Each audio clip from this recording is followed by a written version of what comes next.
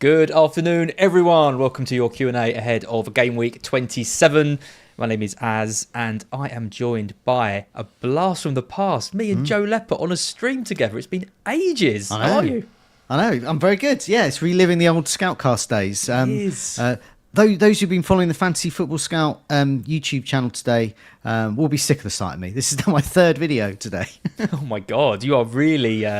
you're really back in the saddle these days, doing the video stuff. Yeah, it's like Buckaroo. Well, for anyone who doesn't know, as FPL Rank Chaser said, Joe and I used to be on the Scoutcast back in the day. Obviously, it started with Mark and Granville, and then you came on. You did the full John T. I remember that back in the day. And then Andy came on, and Luke did bits and pieces, and then it was the four of us really for a while, wasn't it? Me, you, Andy, and Mark.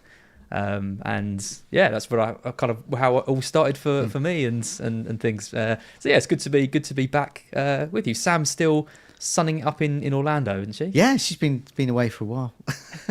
I was reminded this week of a classic Scoutcast episode where we had. Do you remember the one where we had Jay Eggerstorff on? Oh, the tour of his house. And at the time, he was the number one manager according to our Hall of Fame. And he was trying to find a lead, and he went on a tour of his house, but he took the camera with him.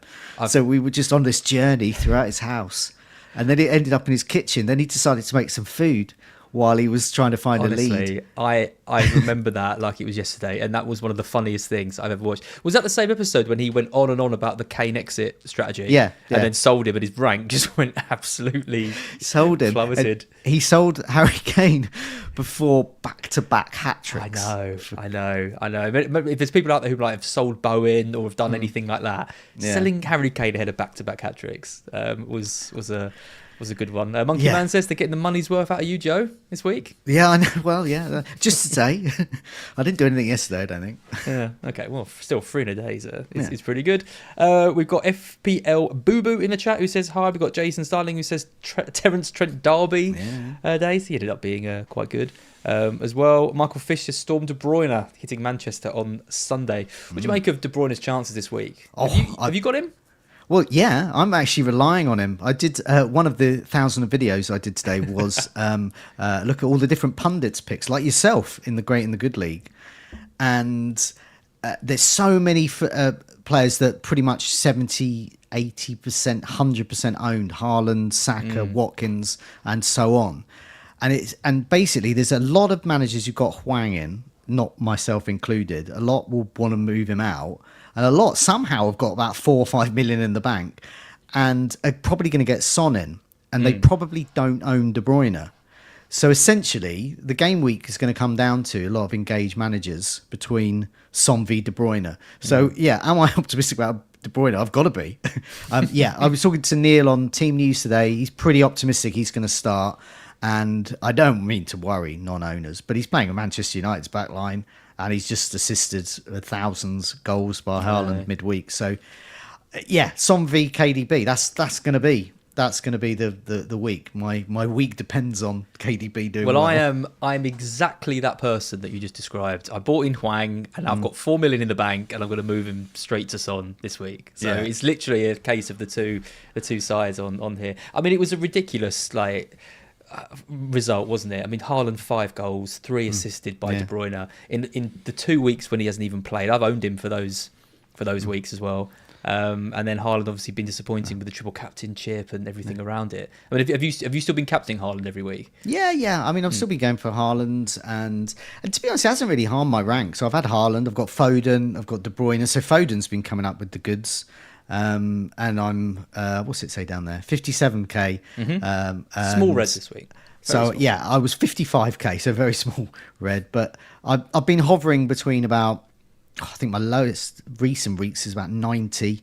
I think about 50. So I'm hovering around that point, and I'm fine with that. And so I'm quite happy having De Bruyne. But I've got a little plan, and I think De Bruyne will be leaving. Is it a cunning plan? A cunning plan. And game week, next week I think I'm going to remove him probably for Son. So you're going to try and get through this week against Palace. Yeah, I'll get this through Palace, but it's actually the Villa game where I really want Son because Villa's high line. and then that will give me because we've got all the chip strategies, and everyone in the live chat will have their own thoughts about what to do after the cup games. But my plan is sort of look at the Bournemouth Luton double that's coming up in 28. Hold this week. I'm going to just do nothing this week. 29 free hit, and then go into 30 already with Son, already with Haaland, and I'm going to get Salah in and maybe captain him against Brighton. So I'll have Haaland, Son, and Salah. I don't think a lot, unless they're wildcarding, will better get those three. No, and I think even a lot of people who are wildcarding might struggle a little bit, especially if you've got the bench boost coming in, that you need to play. If you're playing that wildcard in 31, you might need to leave a little bit more money on the bench just to make sure you've got playing goalkeeper and 4.5 defenders or 5, and then maybe even a decent mid. It's an interesting period. And I think this is the time when if you've got a bit more money in the bank, or if you've got the ability to get through without the free hit in 29, you could put yourself in a really good position. Yeah, I mean, going forward. We're both Brighton fans, so we know about Brighton.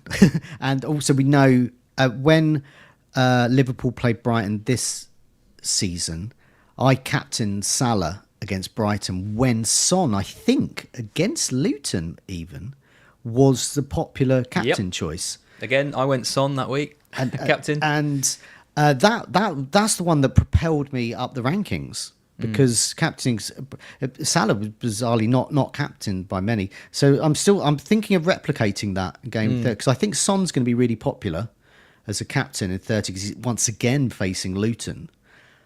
But I think Salah might end up being the higher point scorer. But anyway, that's Gameweek 30. We're not doing Gameweek 30 Q&A, are we? Yeah, we've got that's the way my mind thinks. We are getting a lot of questions about Son. He is the one that's kind of on everyone's kind of mind at the moment. So Kareem says Son as a number 9 is very attractive. Should I get him in for Foden or KDB? And says I will get him. So it's not a case of don't sell Foden or KDB. It's a case of which one. You can't sell Foden, can you? Really? I wouldn't have thought. Okay, well, I mean, I try not to complicate things in FPL, but getting rid of a Man City attacker against Manchester United is not. I wouldn't say that was good, because what happened with this game last season? They won 6 something or other. Haaland scored 3 goals. Foden scored 3 goals.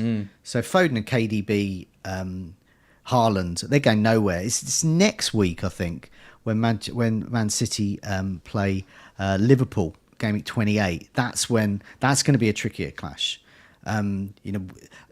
I think we all have to get out of our mindset. I mean, I think most are. Manchester United are not a good side anymore. They were, but they're not now.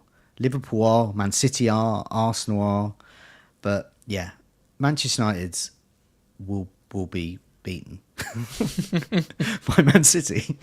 Yeah, I think I wouldn't sell Foden or KDB this week. I don't think. I think I'm with you. But if I had to sell one, gun to my head, I'd sell De Bruyne just because you've got that slightly more rotation around him, and I think Foden is, in the way he's playing, season keeper. So, but yeah, I don't think that's a priority move.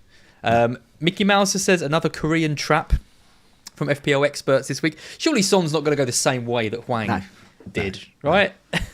No, I mean, because I was off last week, so I sort of dipped into sort of Twitter FPL world.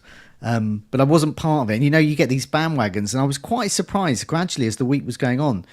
Everyone was going, I'm going to get Hwang in, I'm going to get Hwang in. And when I saw him in all these teams, I couldn't understand it. And that's not to belittle. I think it was an okay fixture, but it wasn't wow. And it's Wolves, but yeah, it was. But Son is a different proposition. Son can get a hat trick at the drop of a hat.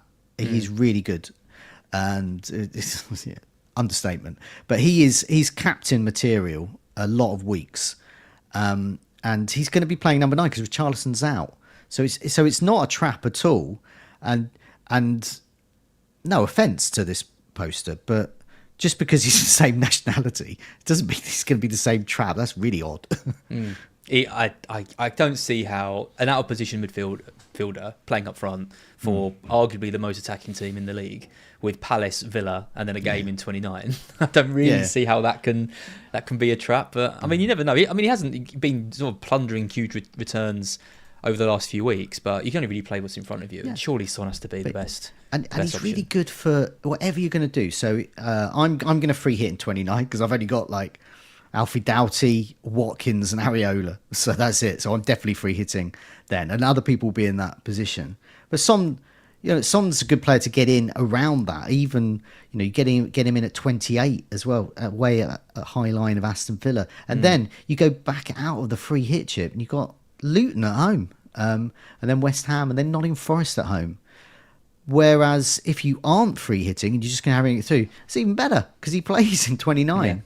So, and he's arguably the captain that week. Yep.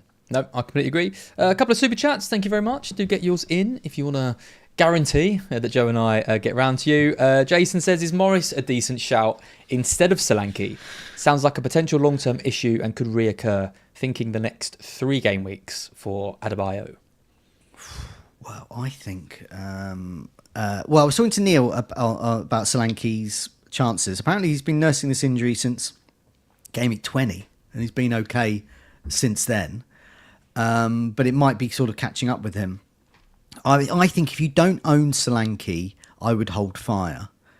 But I wouldn't immediately say, I'm not going to get Solanke, because if he's like emerges from the Burnley game, scores a hat-trick there and says, I'm tickety-boo, I'm playing through the pain against Sheffield United, Luton at home in 28, I'm going to want him then if I didn't own him. So, but yeah, do I think Morris is a decent shout? Once again, Morris is a decent shout. They've got Luton, they've got Crystal Palace and Bournemouth, but is Adebayo going to be back? Unlikely, but could be. In which case, could Morris be benched for one of those? I don't know. So I think it's all about information. And I think the moves that Jason wants to make, I think are more about 28. And I would try it. It's really hard, isn't it, to be patient in this game? But I would just try and just turn everything off. Don't make that move. Just wait till 28, because I think that's when you want to be making those decisions. Yeah, I mean, Solanke is obviously the big news this week, given that he's got the doubt around him. We're not totally sure whether he's going to line up against Burnley. I mean, my thoughts are he hasn't got a problem with his knee. Like, he hasn't got like a serious problem because they've done the scans and that's all come back clear. Yeah. He's had this problem, we think, for a little while and been playing anyway. So is it likely that he misses out over the next few weeks when he's been playing 90 pretty much every week? I don't know. I mean, I'm a not professional footballer, but if I was a striker for a Premier League side and someone says, do you want to play?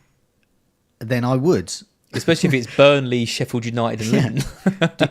Do you want to score lots of goals, Mr. Striker? Yes.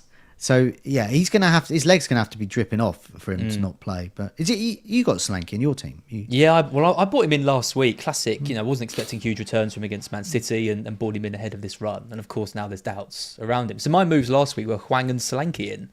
That's not exactly gone to plan. But yeah, I mean, the good thing about owning Solanke, the potential good thing, is that it might put off a few people from buying him this week. And if he does start against Burnley, you've got to think he's going to get a decent haul in that match. But yeah, or he might not play at all. And then I'll have someone like Kabore coming in or Garnacho, against City. So I really do need him to turn up, really, in the match. Colm reminds us that Son has a very good record against Palace. He does. I believe he scored his first ever goal for Spurs against Palace. Now that is a stat. I think. Yes, he does. But from my memory, that's back in the Son Kane days, and Spurs themselves didn't have a great record against Palace in that there was sort of lots of narrow wins, lots of 1-0s, and Son might have got the only goal. So it's not like I don't know, Haaland and KDB against Manchester United sort of record. But yeah, I mean, Colm knows. Colm often appears and full of great information like that, particularly around I think Fulham as well. I think it was Colm who was talking about the Brighton Fulham game, because Fulham playing Brighton. And Brighton haven't won at Fulham since 2017, I think Colm reminded me this week. Back in our championship days. Yeah, it was in the championship, yeah. Yeah. Every time we play Fulham, I worry. And Yeah, it was the game last year, was it? We absolutely dominated it. And they hit us on the counter. I think it was Connor Solomon or someone. Yeah. Just burst through, just completely broke our defence and scored. So, yeah, they're a team that worry me. I mean, we're getting questions about Estupinian, Harry Pickering. Should I sell Estupinan, for example? Do we get rid of him? I guess we have to, right? Yeah. Because the new guy from Argentina came in off the bench during the cup game. Looked good. Didn't look out of place at all. Just slotted in very nicely. So there's another option at fullback. Veltman's back as well. Lamptey is back this weekend. I think it's going to be Lamptey and someone else, not Estupinan. So yeah, I think it's another 1 pointer for Estupinan. He could play, but he's a doubt now from now on. There's something not quite right with the system, with him. I think he's still well liked. It's just his role in the way they're playing, because they're having to play without Matoma now, aren't we? So we're sort of the more of a sort of a wing back role, and I'm not sure sometimes he's been playing at left centre back, hasn't he? So whatever role he's been asked to do, he's not fulfilling it as well as Zerbi would like. So yeah, he's got to go really. And personally, I was looking to get rid of him for a double game week defender in 28, but I think just because of my personal circumstances and I want to free up some money, I think I'm going to move Van Dijk to a Bournemouth defender, for example. But if I didn't have those sorts of long-term sort of freeing up money issues and I owned a Estupinan, I think he would be the top priority to sell. Yeah. He's an annoying one, isn't he? Because he's going to get minutes. Like, if he doesn't start, there's no, he's going to play zero and you're going to get your other defender off. He's going to come on, and I think he's played 7 minutes in one game. And he could come in at left centre-back and have no attacking threat. I just don't see how he starts when Barco came in and played really well. He took some corners as well in the cup game. Yeah. Too. We've got Lamptey fit and Veltman over on the right. So I think I'd be very surprised if Estupinan started this Fulham match. Back in your earlier days of seeing Brighton, do you remember Kerry Mayo? Of course. Kerry Mayo, absolute legend. You remember seeing him, and I was getting such Kerry Mayo vibes. Guy he really Butters looks like back him. in the day. Oh, Adam Virgo. Oh, Adam Virgo. What a team we had. Oh, got no striker? Doesn't matter. We'll send Adam Virgo up. Adam Virgo. And he'd probably nick one, to be fair. He did quite a good job for us. He was an excellent striker. He was the Chris Sutton of the South. The manager of the company I work for, his daughter does football at school, and Adam Virgo's the coach of the girls' football team. Yeah. So she's really good at defending and really good at striking. There's no flair in that team. Yeah, nothing in the midfield. Greg Williams says he's just done Estupinan to Kirkes. What do you think of Kirkes? He looks like the most attacking option, doesn't he? Now he is on my watch list for 28, but it all relies on Lloyd Kelly being injured. Yep. So if Lloyd Kelly's still injured, then Kirkes will be the likely player there, and I prefer him. Yeah. Senesai's on 8 yellows, so there's difficulty there, and have to wait. So if Senesai gets a yellow against Burnley, then he's on one yellow away from a 2-match ban going into the double game week, which means he could just have a single. I know. So Greg has done a good one there. He has. I mean, Senesi's the one. I think I'm going to risk it on Senesi. I'm going to do, because I'm going to get Son. Yeah, and I've got to get rid of Estupinan. I can't play him this week. So Senesi might come in. I mean, the other one is I'm going to completely butcher this name. Zabani. Yeah. He's Zebedee. Yeah, I mean, he's played 90 minutes in every game so far this season. Absolutely no goal threat whatsoever. Yeah. But he's the safer pick because you're going to get the Burnley game and then those two. Why now? Who have you got in defence now? Well, my defence at the moment is Trippier, Gabriel, Estupinan, Doty and Kabore. Just play Doty. Doty at home to Villa? I think they're going to get battered. Well, you say it's a hit for a defender, but it's a hit for a defender before a double game week.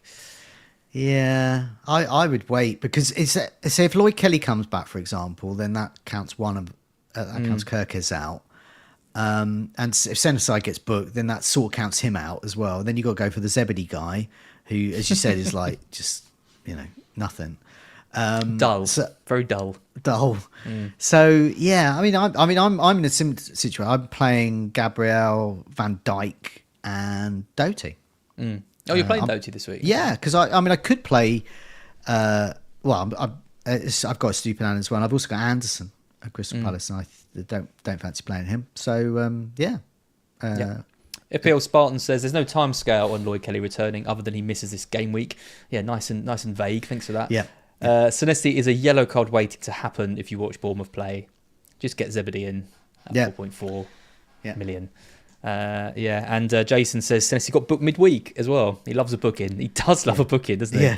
Yeah. Maybe he's a bit too worried. Suleiman says, should I do a -4? Talking about hits, -4 Hwang to Son. Yeah, it depends what the other bit is.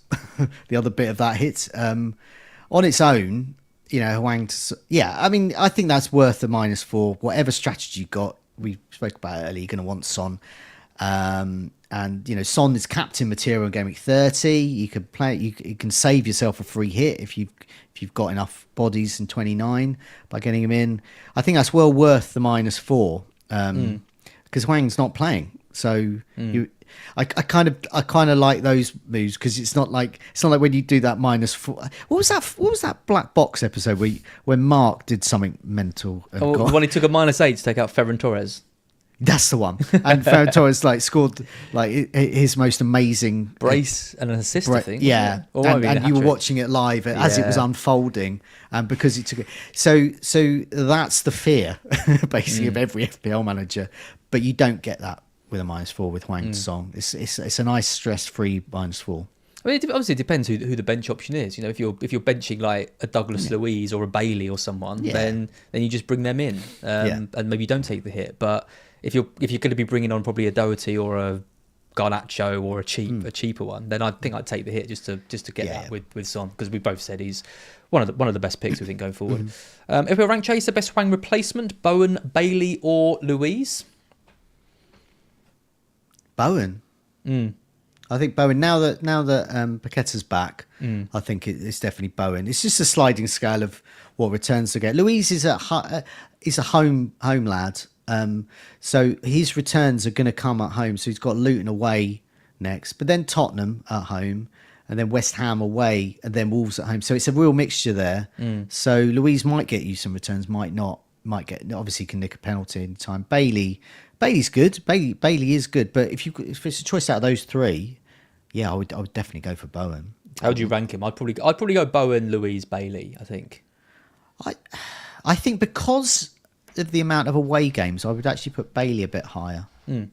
But I think Tom Freeman, who I do the Goals Imminent show with, who is also a Villa fan, I think he also said that Bailey's quite much better at home as well. So yeah, take your pick there. All roads lead to Bowen for me. And what about Kudus? That's what his Cayman points out as well. I think it's Bowen who's going to play up front, or even if he plays out the wing and Antonio's up front, it's still effective. And then Paqueta helps him, and Kudos can do well, but it's Bowen then Kudos. Yeah, I think I agree with that. I do like Kudos. He is fun. He does seem to find a way of getting returns, but if you're picking one out of those four, I think Bowen is the clear. Yeah. And ultimately it is West Ham. They are better with Paqueta, but it is West Ham. Yeah. I mean, the key thing was Antonio as well dropping out, wasn't it? Because if obviously Bowen's back out on the right, he's still a decent option, can still do well, but he's a different level with up front with Paqueta. Just remind him as well. Who would you bench? Says Naim, Palmer, Gross, or Foden? Who would I bench out of them? None. I think reluctant. I hate these questions because it's so hard. Yeah, I know. Who would you bench? Pele or Messi? Oh, I don't know.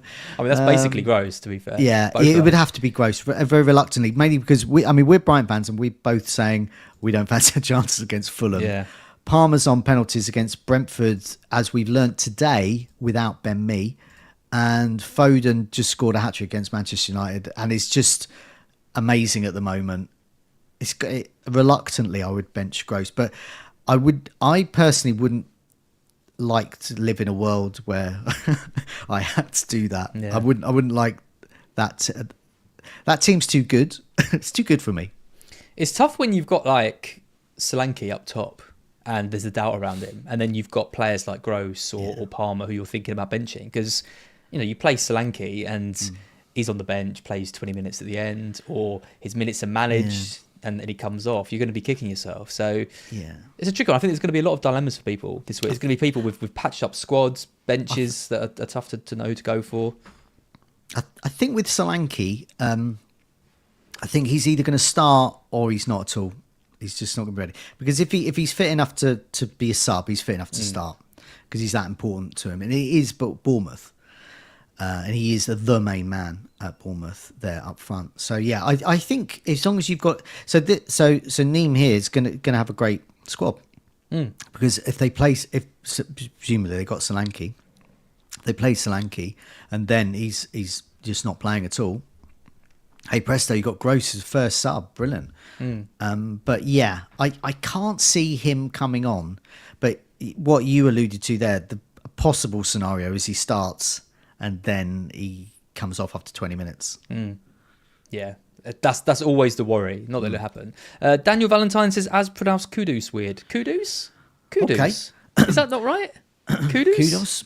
Kudos to Daniel for the pronunciation. Is it kudos like the praise, or is it kudus like it's spelled? Kudus.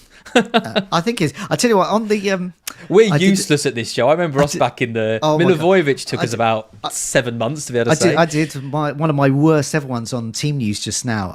I was rolling. I was doing the sort of roundup bit at the end, and I had Fernandez's name, Bruno Fernandes, and I couldn't think of his first name was, but for some reason in my head I said Fernandez. Fernandez. There we go. A bit like Angel Rangel. Yeah, Angel Rangel. So, and what was the one that took about a season to get right and then he got dropped? Milivojevic was the classic. We spent a long time on that one, and he wasn't an option, and then he started scoring every week, so we had to start saying his name. Are you still on the Joe Ellington train? I remember. I am. I'm fully on that. I'm fully on the Joe Ellington one rather than the Joe Linton. I'm sure that's one. not right. It is right. It's right, and because it was pointed out to me by a Brazilian guy. I know. I think he was having you on. No, he wasn't. And then I checked it on those, how do you pronounce these names kind of things on YouTube. And he's got him saying it's Joe Ellington. Ellington. That's the way it was. Think of it like he's Duke Ellington's son, Joe Ellington. And but he's been morphed I've just into never this. heard it pronounced like that anywhere else but you. Yeah, well, there we go. There we go. I'm the only one who's accurate. Doesn't mean standing on my own. Absolutely. You keep doing it. I'm proud of you. Stephen Gallagher, KDB and Hwang to Saka and Son. Have Foden and Haaland. That's for a hit. No Saka. What? You've got to have Saka surely at Sheffield United. Yeah, but people, how do they get? How do you get in these predicaments? How do you get this? Is what a pickle. I would not sell KDB at home to Manchester United this week on the back of all those assists. I would sell Hwang, so he clearly wants Saka and Son. He has Foden and Haaland. It looks to me like Hwang to Saka should still be possible, right? He's clearly got the -4. I suspect is because he's got to free up some money there. So I would possibly see if you can find any more money. And I think you would, like, I'm not going with Son this week, and just take it on the chin and just say I'm not going to have one of Saka and Son this week. I think you might be able to do that -4 another way, perhaps. I just don't think this is the week. Next week is the dump your Man City players if you fancy. But this week, I just think, it was 6-1 last time at home. Liverpool have got the talent to frustrate Man City. Have Manchester United? I don't think they have. I would feel very uneasy about not having Saka this week. So if that is your only way Yeah. of finding that money, I'd probably do it. But like we keep saying, I think you keep KDB this week if you can. Yeah, that is a frustrating one because the -4 could pay itself off with Saka and Son alone, but then you could. I actually think, thinking about it now, I think your worst case scenario is breaking even because let's say worst KDB hauls. Hwang's not playing, so that's fine. Saka and Son both haul, and it costs you a -4, so you might lose out a bit there. But what I don't think is going to happen is Saka and Son both blank. No. At least one of them, probably both, will haul. So it's a really long way of saying, yeah, perhaps. Even though I would firmly advocate keeping KDB, he could be sick because the players he's getting in are of such high quality, and Hwang's injured.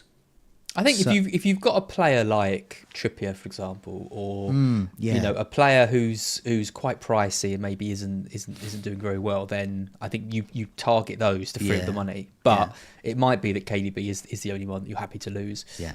So maybe. J77 Lag says Fernandez. He's the greatest dancer. Yeah, I think J77 Lag was in the chat for the team use. See me fumbling and in my head working out. He's called Bruno, but I'm just going to call him Fernandez. Akash says, how's Chelsea been lately? Can Tony score a hat-trick against them tomorrow? I think a hat-trick might be a bit hopeful, but he could very well get something, I think, in that game. Yeah, I don't know. Chelsea are a strange beast at the moment. They've got this haphazard, as we know with Brighton fans, they're just taking everything they can from Brighton. They're trying to buy everything from the club. And they've got this really... Their team is still weird. It's still a weird mixture of players that are really old, like Silva, other teams cast-offs like Sanchez, who it's rumoured they actually want to sell. And meanwhile, they've got all these amazing young players as well. But it's all about Palmer. I think the Brentford game with me out and defensive issues in general, that could mean that there's less time for them to attack. But I think Tony's going to score. I think Palmer's going to score as well. I think Jackson's probably going to score. I know, like Andy North from the Scoutcast has sold Palmer last week. Wow. And I think you're going to be very worried about Palmer if you've got rid of him. Yeah. So I'm glad because I was debating selling him last week as well, but I kept him. No, it did cross my mind as well, but then I just kept thinking, and I looked at the fixtures and I just thought, no, Palmer's really good. There must be another way I can get whoever I want to get in. Because I was debating, I could have done in the double game week a straight swap from Palmer to Diaz, which would have got me more points that week because obviously Palmer didn't play. But no, I think Palmer's one to have because also bearing in mind he's going to be doubling at some point, so probably game week 37. So he's just going to go up in price or stay the same. But either way, a lot of us have got money tied up in him, and it's just going to cost. I don't mind losing a bit of money, but if a player is going to cost you 0.7 more, a million more to get back, then that's probably not the way I would like to do things. Yeah, that makes sense. Michael Scott, start Areola or Dubravka? Now we're asking the big questions into goalkeepers. This is why I got rid of Dubravka for Kelleher, so I didn't have to worry about this. So I can just basically play Kelleher or Areola when the against Everton, Newcastle against Wolves. But I think Newcastle are going to concede against Wolves, although I'm not sure who's going to play up front for Wolves.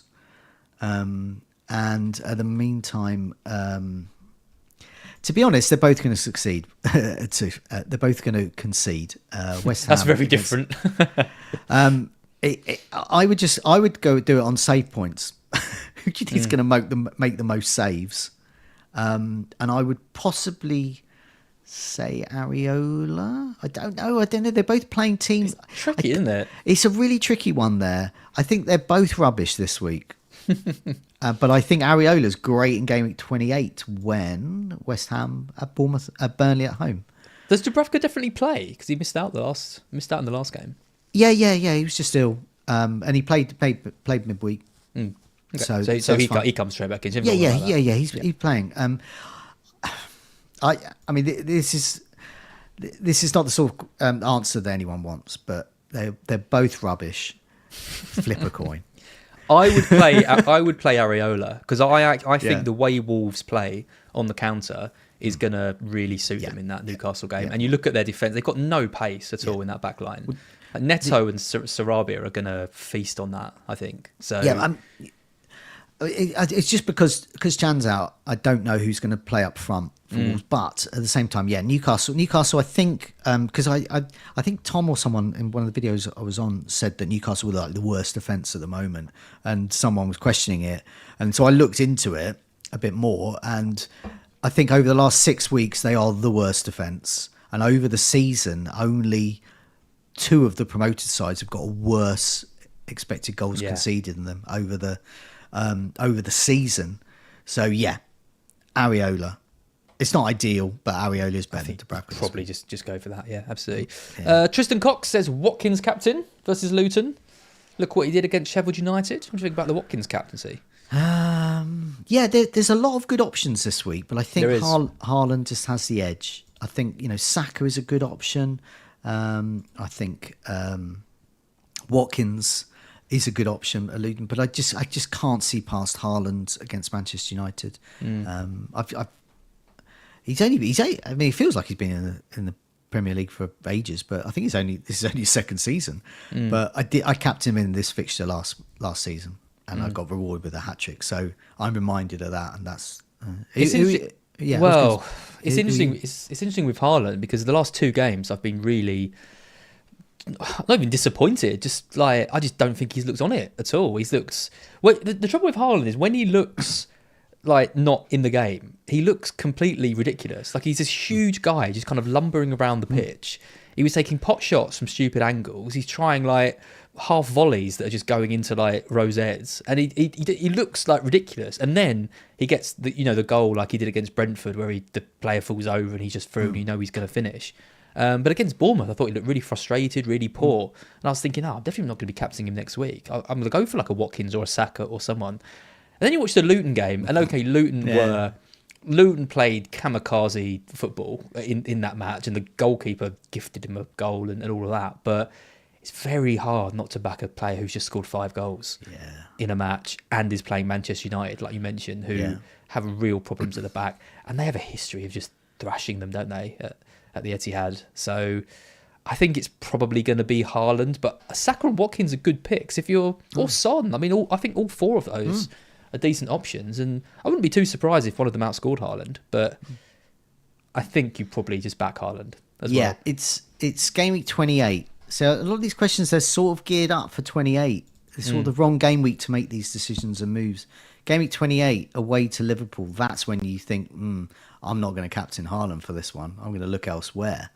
And obviously Solanke, he's got a double game week, and that's the player that you want to be captaining then.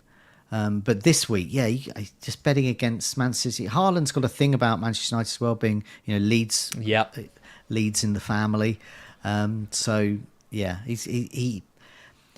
He does. I mean, whilst he might look a bit sort of languid against Bournemouth, I cannot see him not wanting to absolutely annihilate. Do you remember the score earlier in the season at Old Trafford?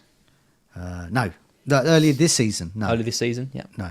3-0 Man City. Haaland got 16 points in that game. I thought it was 16 goals. Yeah, he probably could well have done. 2 goals and assists in that match. Yeah.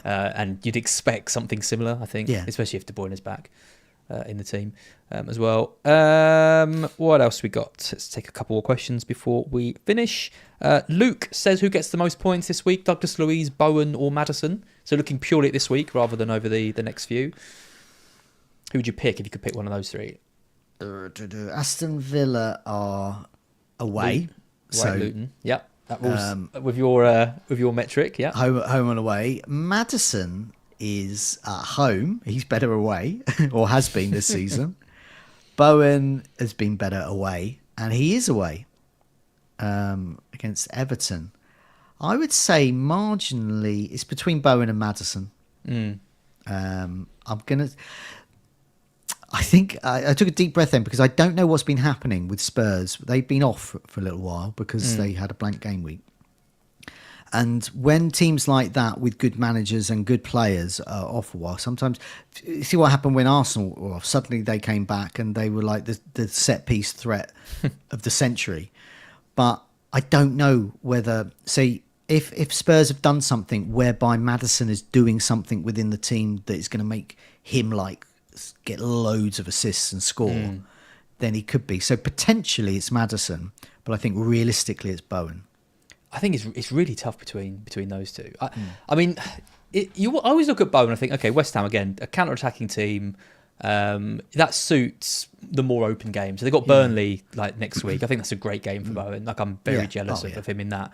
I didn't think Brentford was a particularly good game for Bowen, but obviously he got the hat-trick and I was really surprised by that. But I look at Everton and think, again, there's not going to be a huge amount of space for Bowen to operate in and around the lines. I know Paqueta's back, but I think that game might be quite low scoring. Yeah.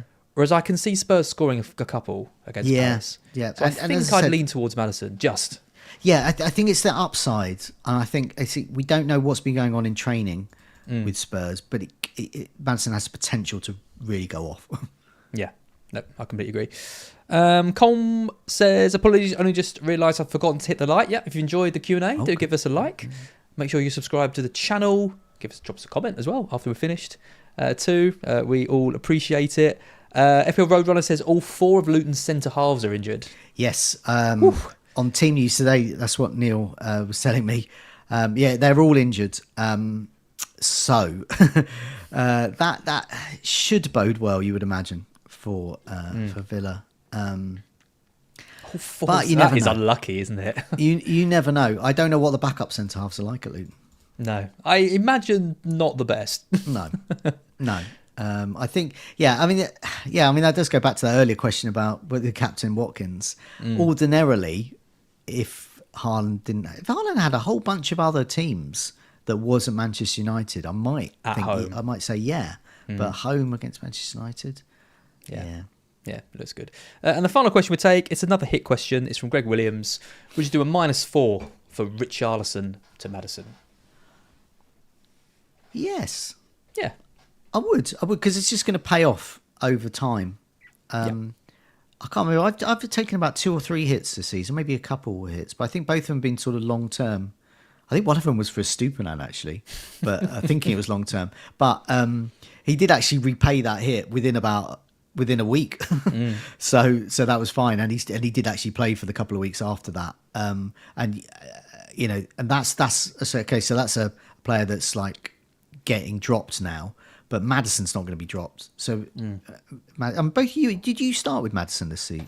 No, I started with Richarlison. And then had to watch him blank every week and Maddison do really well. And then was stubborn on getting Richarlison back when he was scoring every week. So yeah, I've been the other way around. I started with Maddison, but then had to get him out obviously when he was injured. But then just kept not getting Richarlison in, thinking, oh, he's going to stop scoring eventually, and he eventually has, but it's taken. It took too long. He was doing too well for too long. It's very annoying. We've got a lesser spotted FPL Sonaldo in the chat. This is a big fan. FPL royalty has joined us. We're a big fan of you, Andy. Yes, definitely. I don't know what you're talking about. Of course you can have a shout out. Yes, I was watching Burning Questions with FPL Sonaldo this week, and I didn't watch it last week because I was off. But I understand that he may have been responsible for the Hwang. Oh yeah, he's completely responsible for the Hwang bandwagon. Yeah, but he was so enthusiastic about Hwang. He managed to convince millions of FPL managers to bring him in. I mean, surely he's going for Son this week as well, and history can hopefully not repeat itself. That is the safest bet in FPL history that FPL Sonaldo is getting Son in this week for Hwang. I completely agree. Be interesting to see if he captains him or not, but I sense he's probably going to go for Haaland because he's boring, like a lot of us are. Excellent, Joe. Thank you so much. Yep. Great Q&A. Good to be back on the stream Pleasure. with you. I think I'll be back with Sam from next week, but you'll obviously be around doing little bits. As I said, if you haven't liked the stream already, please do so. Make sure you're subscribed to Scout as we push up towards 100,000 subscribers. And I'll see you next week. See you soon.